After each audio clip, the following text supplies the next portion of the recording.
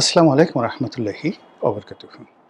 সম্মানিত দর্শক, বাংলাদেশে এখন শাহ আলম, মীর শাহে আলম এই নামটি বেশ আলোচিত, অনেকের কাছে বিতর্কিত। অনেকে খুঁজে পাচ্ছেন না যে এই ভদ্রলোক কোথায় ছিলেন। হঠাৎ করে তিনি পূর্ব দিগন্তে একেবারে যেভাবে সূর্য ওঠে, রক্তলাল রক্তলাল রক্তলাল, ঠিক তদ্রূপ বাংলাদেশের ক্ষমতার পূর্ব আকাশে হঠাৎ করে একটি বিশাল সূর্যের আবির্ভাব হয়েছে। বগুড়ার সওয়াল, বগুড়ার সন্তান মীর শাহে আলম। তার পদপদবী যদিও একজন প্রতিমন্ত্রী পদমর্যাদার, কিন্তু অবশ্য দৃষ্টে মনে হচ্ছে যে কোনো কোনো ক্ষেত্রে তার ক্ষমতা প্রধানমন্ত্রীর চেয়ে বেশি না, বরং প্রধানমন্ত্রীর চাইতে কম নয়, প্রধানমন্ত্রীর চেয়ে কম নয়, বরং কোনো কোনো ক্ষেত্রে প্রধানমন্ত্রীর চাইতে বেশি। কারণটা কি? একটু এলোমেলো হয়ে গেল।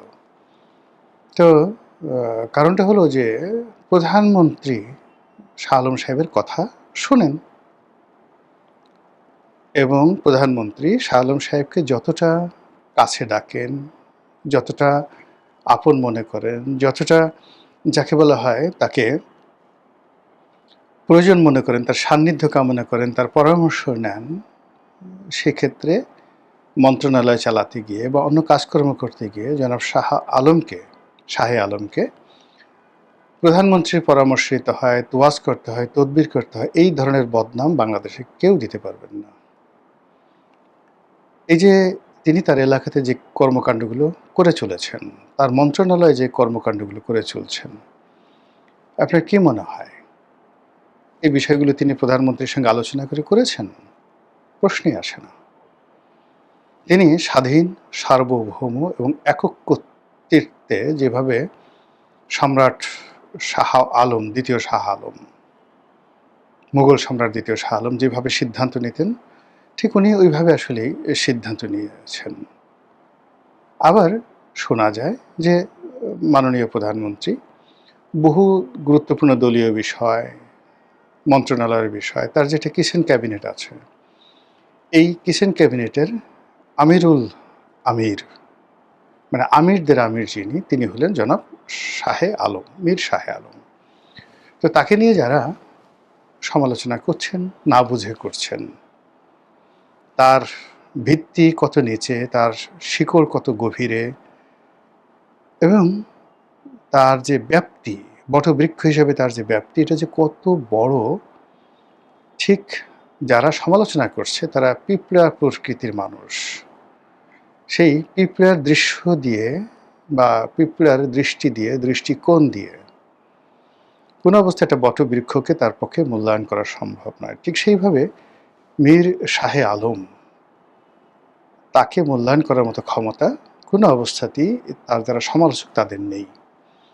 এখানে বুঝতে হবে তার নামটি, এই যে মীর শাহে আলম, এই নামটির মহত্বই তাকে আজকে এই পর্যায়ে নিয়ে এসছে। প্রথমত তিনি মীর বংশের ছেলে, দ্বিতীয়ত শাহে আলম, শাহ মানে বাদশাহ, মানে শাহ এ আলম, এবং নির্দিষ্ট একটি যাকে বলা হয় রাষ্ট্রের বাদশাহ। তো শাহ অত বাদশাহ, শাহে আলম, আলম বলে যে জিনিসটি বোঝায় সেটা হলো দুনিয়া। আলম মানে এটা একক বাংলাদেশ নয়, ভারত, বাংলাদেশ, পাকিস্তান থেকে শুরু করে সারা দুনিয়া, এই সারা দুনিয়াকে আরবিতে বলা হয় আলম। তো এই যে আলম শব্দ, শাহে আলম মানে দুনিয়ার বাদশাহ।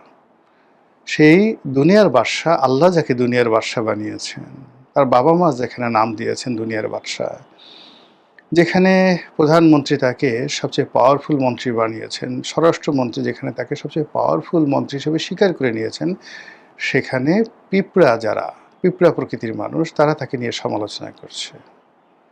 মেজাজটা কেমন লাগে? উনি বড় মানুষ বলে সহ্য করছেন, ছোট ছোট মানুষ হলে পিঁপড়া পাড়িয়ে মারে ফেলতো। আপনারা সেই কাহিনী জানেন না? হযরত সুলাইমান আলাইহিস সালাম, তাকে একটা পিঁপড়া কামড় দিয়েছিল, সে মানে মানে পা দিয়ে অনেকগুলো পিঁপড়া মেরে ফেলেছিলেন। রাজা-বাদশাদের মানে চরিত্রটা এরকম হয়। যেখানে স্বয়ং নবী, রাসূল তারাও তাদের রাগ নিয়ন্ত্রণ করতে পারেননি। তো সেক্ষেত্রে এই যে শাহে আলম তিনি নিজে নন। তার যারা সমালোচনা করেছে এরকম একজন সাংবাদিক, তাও আবার স্থানীয় সাংবাদিক, তার বিরুদ্ধে মামলা দেওয়া হয়েছে। এটা নিয়ে আবার মানুষজন সমালোচনা করছে। তো এই বিষয়গুলো কোনো অবস্থাতেই মানে কাম্য নয়। কাম্য নয় কারণ যে আগে আপনি একজনের সাথে লড়াই করবেন, আগে তো তাকে বুঝতে হবে হু ইজ হি? তার মৌলিকত্ব কি, তার ক্ষমতা কি, তার প্রভাব কি, তার প্রতিপত্তি কি, এটা না বুঝে আপনি লড়াই করতে গেলে আপনার হাত পা ভেঙে দেওয়া হবে, আপনি মরে যাবেন। আপনি ছ্যাঁচা খাবেন, আপনি ডলা খাবেন। আদারওয়াইজ আপনি ইউ ক্যানট সারভাইভ। এই যে একজন দুনিয়ার বাদশাহ, শাহে আলম, এই নামে আপনি কোনো দেখবেন যে যারাই যেখানে গেছে, এই নামের মহত্বই অনেক। সারা পৃথিবীতে দেখবেন যাদের নাম শাহে আলম, ইভেন শাহার কথা বাদ দেন, শুধু আলম, আপনি দেখবেন যে আলম নামে কোনো ভিক্ষুক নেই।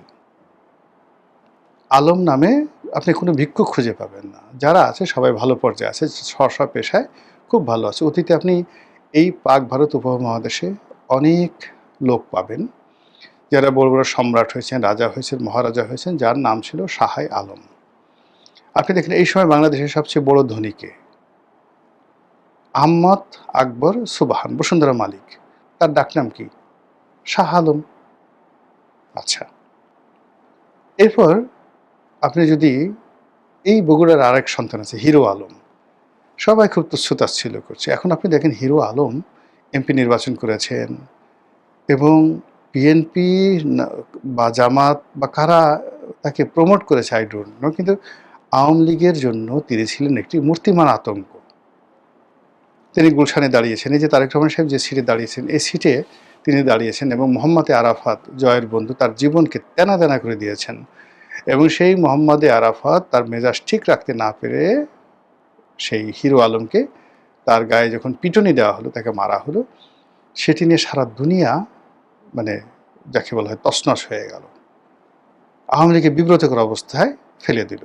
সে একবার রবীন্দ্রসঙ্গীত গাইল, সেই রবীন্দ্রসঙ্গীতের সুর হয়নি, এই জন্য অতি আতিলপনা দেখাতে গিয়ে ডিবি হারুন তাকে গ্রেপ্তার করে আনলো। পরে ডিবি হারুন তার কাছে মাপ চাইতে বাধ্য হলো। This is Alam, this is hero Alam. আপনারা বাংলাদেশে একসময় দেখবেন সবচেয়ে মানে গরিব মানুষের, সাধারণ মানুষের একটা প্রিয় সাবান ছিল আলমের পচা সাবান। মনে আছে? আলমের পচা সাবান। এবং সেই যে আলম, জুরাইন বাড়ি, যদিও ভদ্রলোক মারা গেছেন খুব নির্মমভাবে, কিন্তু আল্লাহ তাকে এত বরকত দিয়েছিল, ওই জুরাইন এলাকাতে তার চেয়ে বড় কোনো ধনী ব্যক্তি ছিল না। একেবারে সাধারণ অবস্থা থেকে শুধুমাত্র এই আলম নামের গুণে তিনি ওই আমলে শত শত, আর বর্তমান আমলে তার টাকা মূল্যায়ন করলে হাজার হাজার কোটি টাকার মালিক হয়েছেন শুধুমাত্র নামের বরকতে। তো সেখানে একে তো আলম, তার উপর আবার শাহে আলম, তার উপরে আবার মীর বংশ, তার উপরে আবার প্রধানমন্ত্রীর ঘনিষ্ঠ বন্ধু, তার উপর প্রতিমন্ত্রী, তার উপর পাওয়ারফুল মন্ত্রী, তার উপর কিচেন ক্যাবিনেটের সদস্য, সব মিলিয়ে এই যে বাংলাদেশের ক্ষমতার আকাশে যে নতুন সূর্য উঠেছে, রক্তলাল রক্তলাল রক্তলাল, এটাকে সেলুট জানাতে হবে, আহ্বান করতে হবে, অভ্যর্থনা জানাতে হবে, এর কাছ থেকে শিক্ষা নিতে হবে কি করে বড় হতে হয়, এর সংস্পর্শের সোহবত আপনাকে পেতে হবে। যদি আপনার সুযোগ থাকে এর সঙ্গে হ্যান্ডশেক করবেন, সালাম করবেন, এর জুতো টানবেন, কোলাকুলি করবেন, যদি আপনার যতটুকু আপনি যেতে পারেন। কাছাকাছি যেতে পারলে ভালো, না যেতে পারলে দূর থেকে সালাম দিবেন, তার জন্য দোয়া করবেন। আর যদি খুব ঘনিষ্ঠ হতে পারেন তার কপালে চুম্বন করবেন, হাতে চুম্বন করবেন, পায়ে চুম্বন করবেন, বরকত হবে। আপনি এরকম একজন লোক হতে পারবেন। কিন্তু আপনি যদি তাকে ঈর্ষা করেন, মানে তাকে যদি সমালোচনা করেন, আপনি হবে না। আমি জাস্ট একটা বড় গ্রুপ অফ কোম্পানিতে চাকরি করতাম একটা সময়, অনেক আগে, ৮০-র দশকে। তো ৮০-র দশকে আমি চাকরি করতাম। তো সেই সময় ভদ্রলোক বনানীতে একটা বাড়ি করলেন, সেই ব্যবসায়ী, অনেক বড় বাড়ি। তো ওই আমলে ৮০-র দশকে সে ছাদের উপর সুইমিং পুল ওইরকম মানে বনানীতে সবচেয়ে লাক্সারি বাড়ি ৮০-র দশকের। এরশাদের খুব ঘনিষ্ঠজন ছিলেন সেই ব্যবসায়ী। তা আমার সেদিন নাইট ডিউটি ছিল। তো নাইট ডিউটি থাকার পর রাতে ৩টার সময় সেই ব্যবসায়ী অফিসে ছিলেন। এসে দেখলেন যে আমি খুব মনোযোগ সহকারে কাজ করছি। তিনি বললেন যে, "বাবা, তুমি কাজ করতেছো? আর দরকার নেই। আবার কালকে ডিউটি করো। এত রাত পর্যন্ত ৩টা পর্যন্ত কাজ করছো। চলো তোমাকে বাসায় নামিয়ে দেই।" তো উনি এই কাজটি করতেন। মাঝে মধ্যে ওনার গাড়িতে করে নিয়ে যেতেন এবং সেই গাড়িতে উনি ধানমন্ডিতে থাকতেন। আর আমরা যে এলাকায় থাকতাম আমাকে মাঝে মধ্যে নামিয়ে দিতেন। খুব স্নেহ করতেন। হঠাৎ করে এই যে নাবিস্কো এলাকাতে ওনার অফিস, ওখান থেকে মহাখালী পার হয়ে ওই মহাখালীতে টার্ন নেবেন। ওই সময় মহাখালীর ওখানে একটা ব্রিজ ছিল, ছোট একটা ব্রিজ ছিল। এখন সেটা নেই। তো ব্রিজের ওখানে ওঠার সময় তিনি হঠাৎ করে বললেন যে, "বাবা, আমি যে বনানীতে একটা বাড়ি করেছি, তুমি এটা জানো?" আমি বললাম যে, "হ্যাঁ স্যার জানি।" "দেখেছো?" "না।" তো উনি বলে, "চলো তোমাকে দেখায় নিয়ে আসি।" আমি কি ইন্না লিল্লাহ! কী অবস্থা! না পারি বলতে, না পারি সহ্য করতে উনি সেই আমাকে নিয়ে গেলেন সেই বাড়ি দেখানোর জন্য এবং আমার সঙ্গে সিলেটে যে মরহুম বদরুদ্দিন কামরান, তখন কামরান সাহেব মানে একটা পত্রিকার সিলেটের প্রতিনিধি, সিলেট প্রতিনিধি বদরুদ্দিন কামরান। তো সেই কামরান সাহেবও আমার সাথে বসা। তো আমরা দুজনে গেলাম। এরপর উনি সেই রাত্রি ১.৫ ঘন্টা বসে বসে আমাকে সেই বাড়ি দেখালেন, সবাইকে, কামরান সাহেবকে দেখালেন। যখন বাড়ি থেকে বেরোলাম তখন ফজরের আজান দিয়ে ফেলছে। উনি আমাকে জিজ্ঞেস করলেন যে, "বাবা, কেমন দেখলে বাড়ি?" এত মেজাজ গরম হয়েছে, ক্লান্ত, বিধ্বস্ত। আমি রাগে বললাম যে, "স্যার, জীবনে এরকম বাড়ি আর কখনো দেখিনি, আর বোধহয় আগামীতে দেখা হবে না।" তিনি বললেন যে, "বাবা, তোমার এই কথাটা শুনে আমার কলিজা ঠান্ডা হয়ে গেছে। প্রশংসা যদি করতে হয় কাউকে এভাবেই করতে হয়।" আমি বললাম, "স্যার, কেমন বলেন তো?" তো বলল যে, "দেখো, আমার খুব শখ হয়, এত কষ্ট করে একটা বাড়ি করেছি, কিন্তু আমি কাউকে দেখাই না।" আমি বললাম, "কেন?" তো বলছেন যে, "দেখাই না এই কারণে যে লোকজন হিংসে করে। তারা এই বাড়ি দেখে আলহামদুলিল্লাহ না বলে নিজের জন্য দোয়া করতে পারে যে, আল্লাহ, এই ভদ্রলোকের এরকম একটা বাড়ি করার সুযোগ দিয়েছো, আমাকে এরকম একটা সুযোগ দাও।" তো তা না করে বলে যে, "শালায় টাকা পেলে কই? এজন্য আমি কাউকে দেখাই না।" বাবা, তুমি কত সুন্দর করে বললা, তোমাকে আমি আরেকদিন বাড়ি দেখাতে নিয়ে আসবো। তো এই যে আমার জীবনের এই অভিজ্ঞতা, সেই অভিজ্ঞতা থেকেই আমি মনে করি যে যারা শালম সাহেবের সমালোচনা করছেন, আচ্ছা একবার বলেন তো, আপনারা কি কয়জন এই শালম সাহেবের মতো হতে চান না? কয়জন এই ইউনিয়নের নাম পাল্টে আপনার প্রিয়জন, স্ত্রী, সন্তান নিজের নামে দিতে চান না, যদি সুযোগ থাকে আপনার? আপনারা কয়জন এই যে শালম সাহেবের মতো কর্তৃত্ব এবং ক্ষমতা দেখাতে চান না, যদি ক্ষমতা আপনার থাকতো? বা কোনোদিন যদি ক্ষমতা হয়েছে, আপনার ক্ষমতা দেখান না? কাজেই এই যে মীর শাহে আলম, এ কোনো বিচ্ছিন্ন ব্যক্তি নন। আমাদের সমাজেরই এক দুরন্ত প্রতিচ্ছবি। আমাদের যে চরিত্র, চিন্তা চেতনা, মন মানসিকতার একটি জলজ্যান্ত পোর্ট্রেট, জীবন্ত পোর্ট্রেট। কাজেই আমি তার সমালোচনা না করে আমি আমার নিজের দিকে তাকাতে চাচ্ছি। যদি তার কোনো আচরণ খারাপ লাগে, আমি সবার আগে বলব যে, আল্লাহ, এই ধরনের আচরণ যেন আমার মধ্যে না দেখা দেয়। মহান আল্লাহ আমাদের সবাইকে হেদায়েত দান করুন এবং হেফাজত করুন। আসসালামু আলাইকুম ওয়া রাহমাতুল্লাহি ওয়া বারাকাতুহু।